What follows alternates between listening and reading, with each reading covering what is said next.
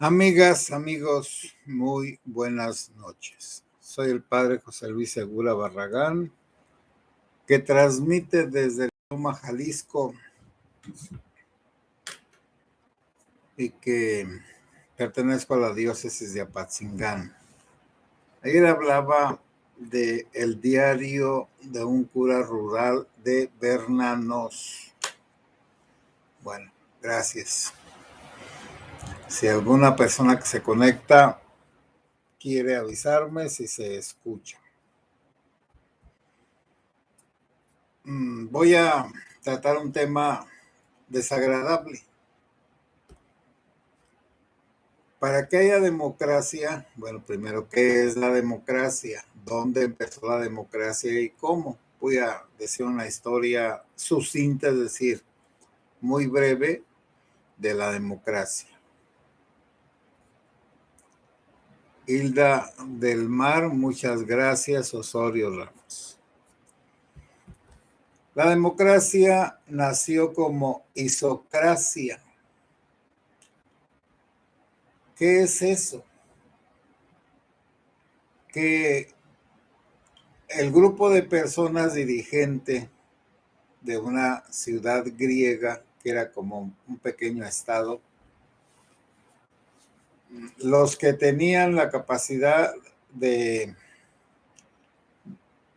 tomar las decisiones eran los ciudadanos, los que eran considerados ciudadanos. ¿Y quiénes eran esos? Pues los esclavos no, ni los libertos, ni los extranjeros, ni las mujeres, ni los niños, ni los que no merecían o habían hecho alguna cosa por la ciudad. Por lo tanto, los que eran los ciudadanos eran las personas que habían sido libres siempre, que nacieron, bueno, voy a hablar de Atenas, de la ciudad de Atenas, que eran atenienses, que tenían propiedades y que las experiencias desagradables con los reyes, los autócratas, con los tiranos y con todo tipo de autoritarismo, les hizo organizarse con una constitución que les hizo un sabio, uno de los 7 o 9 sabios de Grecia, y que entonces todos se comprometieron, los dirigentes, a respetar la ley. Y la ley iba a ser pareja para todos los ciudadanos, solo los ciudadanos. Y cuando un ciudadano se volvía muy poderoso o creían que era nocivo, dañino, entonces se juntaban todos los que tenían voto, una asamblea que luego se estableció como los 300, que fueron los que juzgaron a Sócrates y decretaron su muerte. Bueno, pero en esa misma democracia se acusaba a alguien de algo y se le dejaba que se defendiera por sí mismo o por un abogado, un ayudante. Y también, como en Sócrates, le dijeron que él mismo se pusiera un castigo por echar a perder a los jóvenes, es decir, hacerlos libres en el pensamiento, por inventar nuevos dioses, porque él decía que tenía un daimon en griego es un espíritu, una voz, y porque decía que los dioses, esos politeístas de muchos dioses, eran falsos. Y entonces, pues lo condenaron porque si decía que los dioses de la ciudad de Atenas eran falsos, la fundación de la ciudad de Atenas y todas sus costumbres, entonces se derrumbaba esa cultura. Entonces Sócrates estaba en contra de la cultura de los atenienses. Bueno, entonces, pero allí empezó la democracia, el gobierno del pueblo. Y en este caso el pueblo eran solo los considerados ciudadanos. Los ciudadanos tenían que dar servicio militar, 20 años. Y luego esos ciudadanos, los que de los 20 a los 40, los que sobrevivían cuando había guerras, entonces ya se convertían en los ancianos. Hace 2000 años, 2500, pues tener 40 años es como tener ahorita 60 o 70. Por lo tanto, eran los ancianos, los sabios, los prudentes, los que habían salido adelante en la vida. Pero sobre todo era que nadie estuviera por encima de los demás y por eso se cambiaban los cargos y se daban por determinado tiempo. Y cuando alguien se quería constituir en un tirano, uno que se apropiaba de la autoridad y despreciaba las leyes y a la asamblea, entonces decretaban el ostracismo, que era que votaban que lo desterraran. Ordinariamente era que lo desterraran para que pasando un tiempo, según la prudencia de esas asambleas, había justicias e injusticias, por supuesto, pero tenían formas de evitar que hubiera un tirano. Bueno, esa era la primera democracia, la que te hacía que todos fueran iguales ante la ley, todos los que eran considerados ciudadanos. Y ahora aquí viene pues el problema de México. No somos ciudadanos. Somos habitantes de un país. Bueno, porque los ciudadanos tenían unas obligaciones, como estoy diciendo, una de ellas era dar servicio militar por 20 años y tenían también sus compensaciones, el pago del Estado para algunas cosas, es decir, como premios por el servicio que se daba.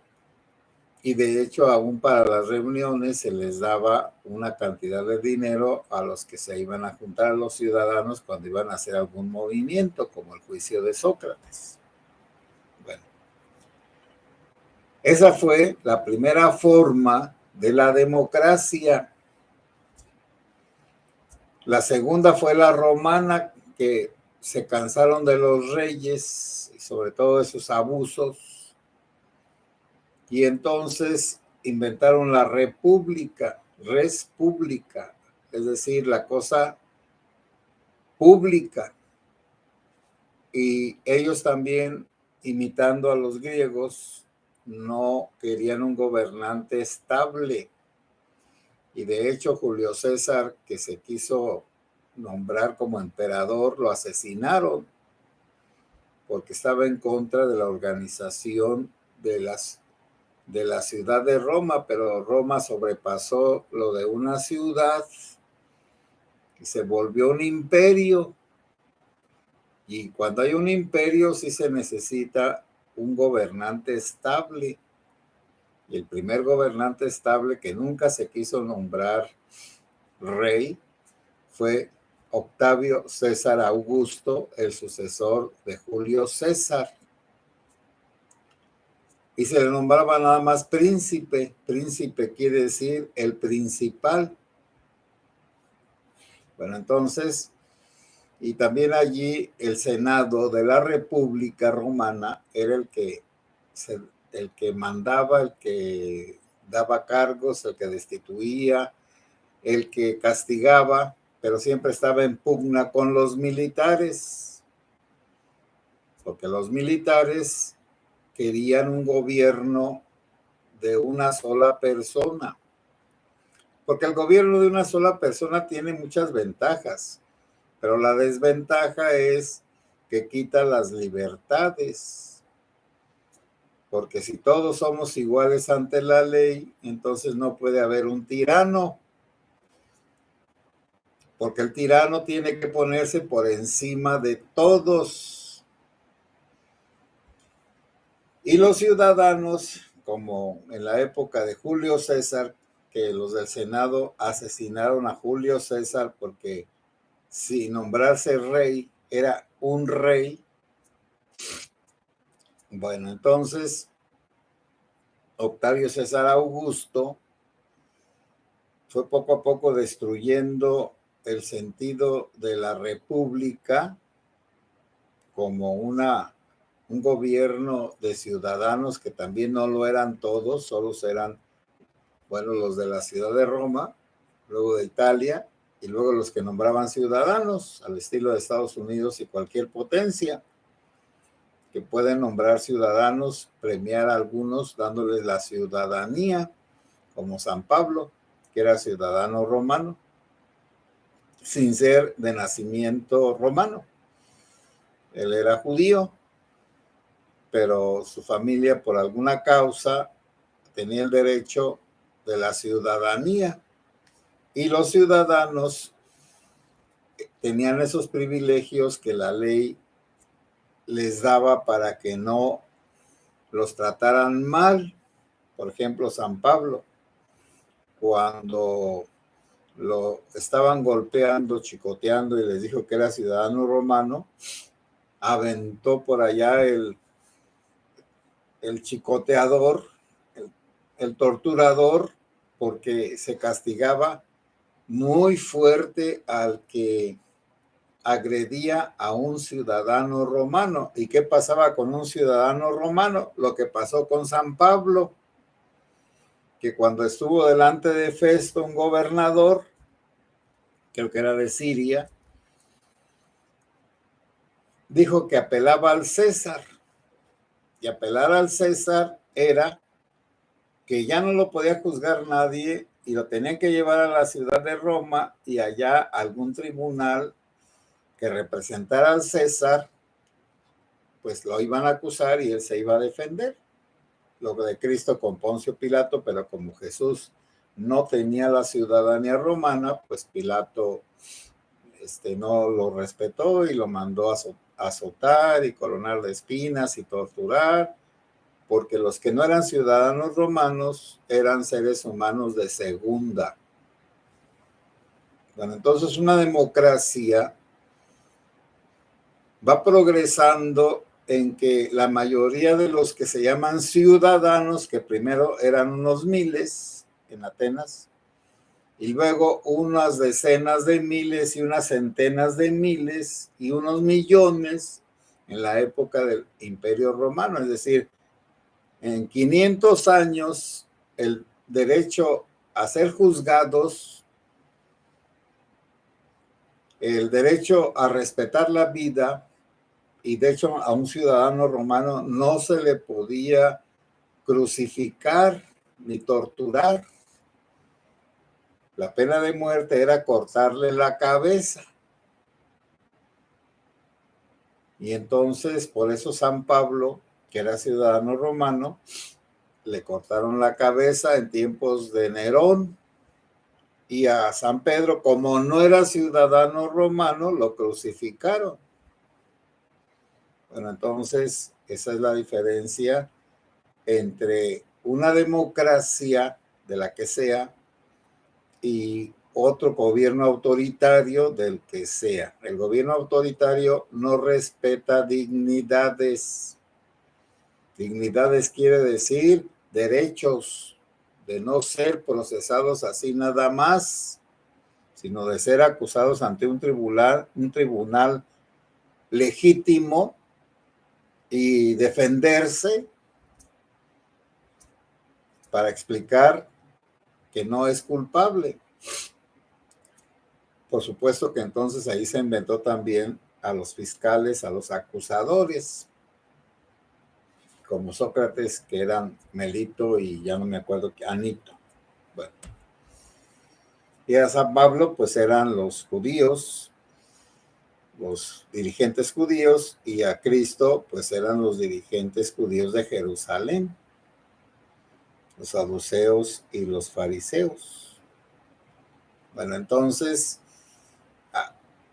la democracia está en la igualdad ante la ley. Aquí no somos iguales ante la ley. El tirano, aquí siempre ha habido tiranos disfrazados de demócratas. En México no hay demócratas, hay tiranos. ¿Por qué? Porque un tirano no deja que se aplique la ley. Deja que se aplique la ley con los enemigos y no deja que se aplique la ley con los amigos. El tirano usa la ley para destruir la oposición. Y aquí en México así ha sido, aunque hubo un poquito de respeto hacia la oposición de los priistas cuando dejaron pasar a los panistas. Y los panistas dejaron regresar a los priistas. Y los panistas y los priistas dejaron que llegara a la presidencia López Obrador, el moreno. Pero ahora López Obrador quiere destruir la democracia, porque la democracia se fundamenta, lo vuelvo a repetir, en el respeto a la ley, a los derechos de las personas, que ahora tiene que ser para todos, no para unos cuantos, para todos, la igualdad ante la ley. Y por eso en las democracias actuales se hace la división de poderes desde hace 300 años, por lo menos 250, se hace la división de poderes para que el poder legislativo haga las leyes, el poder ejecutivo las ponga en práctica y el poder judicial revise si el poder ejecutivo está aplicando bien las leyes o está en contra de las leyes. Y el poder legislativo debe de hacer leyes que beneficien a todos. Por ejemplo, esa expropiación del presidente de unos tramos del tren del Istmo de Tehuantepec son ilegítimas. Es decir, solo un tirano puede quitarle la propiedad a un particular o a unos particulares. En una, como por ejemplo en Estados Unidos, y en donde se respeta la ley, no se expropia así nada más, se compran los terrenos por parte del Estado, pero no se arrebatan las propiedades de nadie, porque el derecho a la propiedad se respeta en todos. En la falta de respeto a la propiedad, entonces produce tiranos que se sienten con el derecho de robarle a los ciudadanos sus posesiones. Bueno, aquí no hay ciudadanos, no somos ciudadanos. ¿Por qué? Porque no tenemos la libertad real. Todos los pobres no son libres, son esclavos de su hambre y esclavos de su miseria. Todos los pobres viven una vida horrible, un infierno en las enfermedades, un infierno en la educación, un infierno en el trabajo, un infierno en el transporte. Todos los que tienen que ir a la Ciudad de México desde los estados de Hidalgo, de Puebla, del mismo estado de México, a la ciudad de Tlaxcala, que tienen que trasladarse unas 3 horas para llegar al trabajo. Entonces, si van a entrar a las 8 de la mañana, se tienen que levantar a las 4 de la mañana para poder llegar al tiempo. Cuando salen de su trabajo después de 8 horas, para regresarse a su casa son otras 4 horas. Por lo tanto, 8 horas de trabajo, 8 horas de transporte y 8 horas en su casa. Y como ustedes ven, pues un señor como López Obrador solo tiene la mañanera como trabajo ordinario, su junta a las 6 de la mañana y luego la mañanera y luego a dormir, a roncar y a rascarse su pequeño vientre.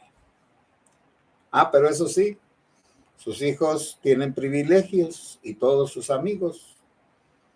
Y por eso la profesora Delfina, que es una rata, es una candidata a ser gobernadora. Y a la maestra Delfina, pues no se le aplica la ley. En cambio, a Ricardo Anaya se le aplicó la ley y se le inventaron crímenes y no puede regresar a México, que esa era la finalidad, sacarlo de la jugada electoral.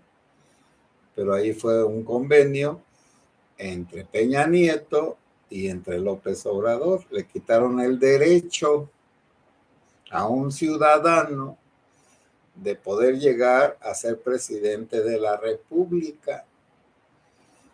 No somos iguales ante la ley. Y por eso la injusticia en México.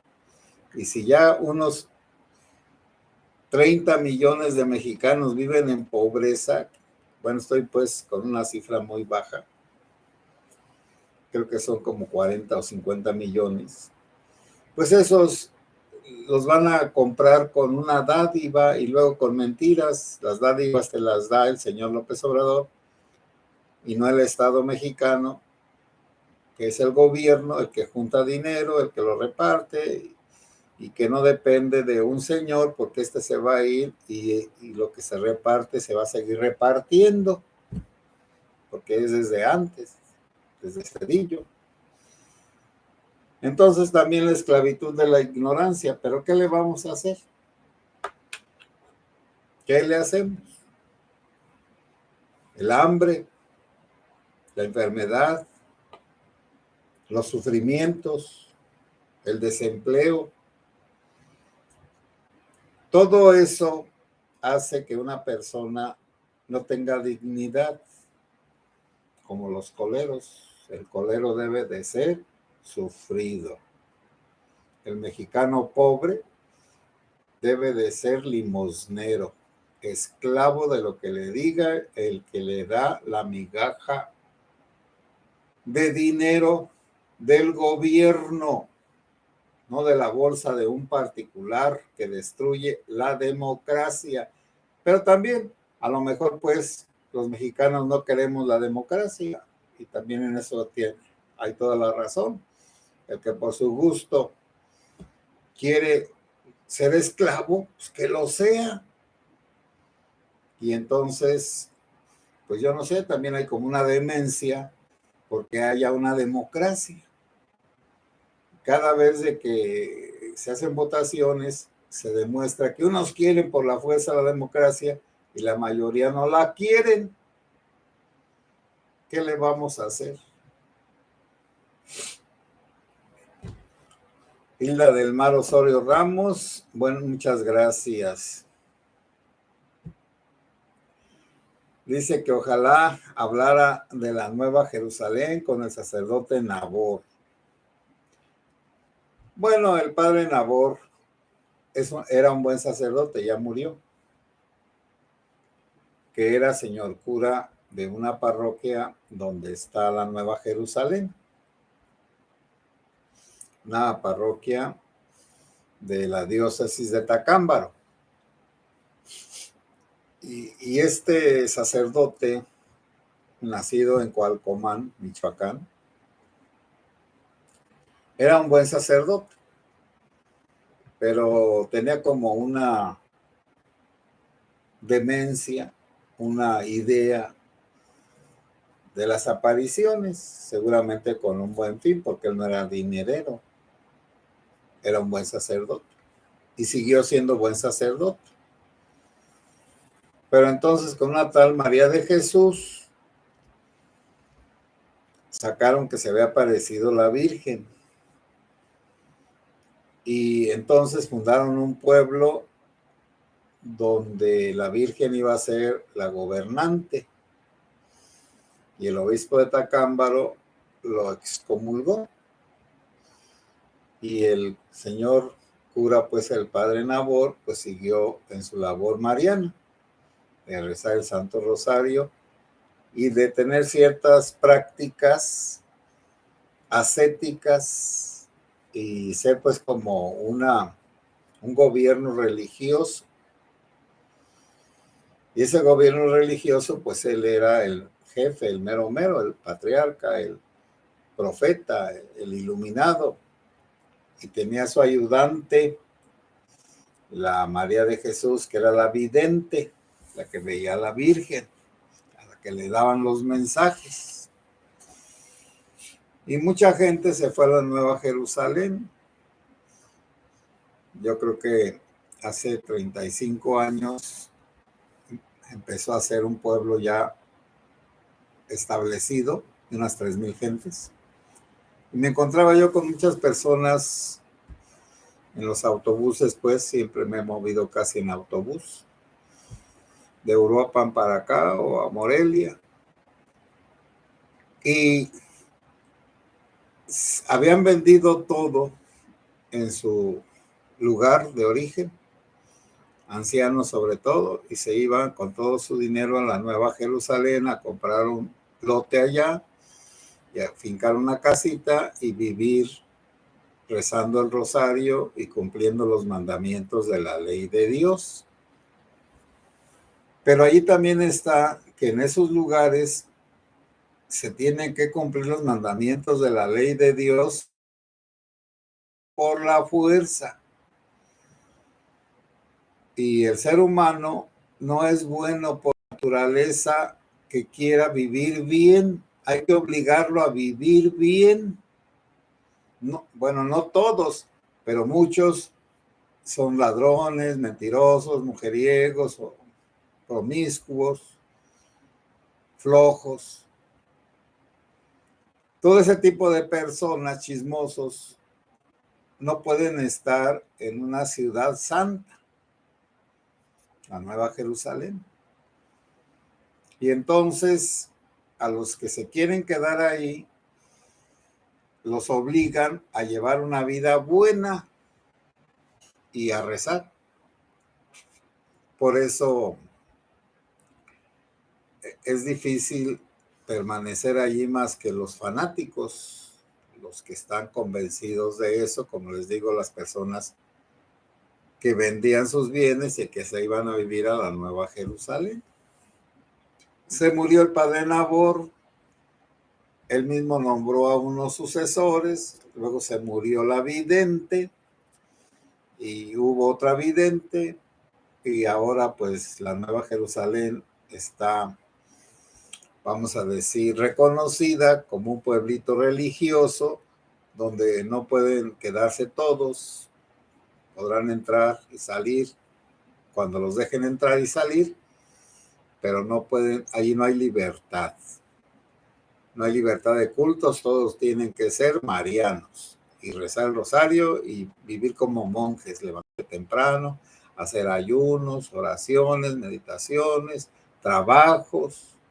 La escuela no, porque la escuela echa a perder a las personas, por lo tanto no les enseñan ciencias ni otras cosas, los dejan atarantados, como los pobres acá. Y así es, esa es la Nueva Jerusalén. Y no tiene pues nada de malo, lo malo sería considerar que el sacerdote Nabor fue excomulgado, sí pues, que lo que promueven es bueno, el rezo del Santo Rosario, que el gobierno religioso es estricto y es severo, pues sí, que ahí no puede progresar la gente, pues no puede progresar. Pero tampoco acá afuera. En este sexenio, bueno, en el tiempo de este sexenio llevan 4 millones de pobres producidos por el profeta.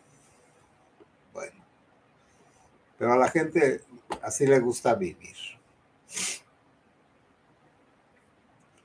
Adriana Chávez, bueno, Hilda del Mar Osorio Ramos, como la Nueva Jerusalén ha de tener unos 60 años y hace 40 que la conozco, pues entonces no hay mucho que decir.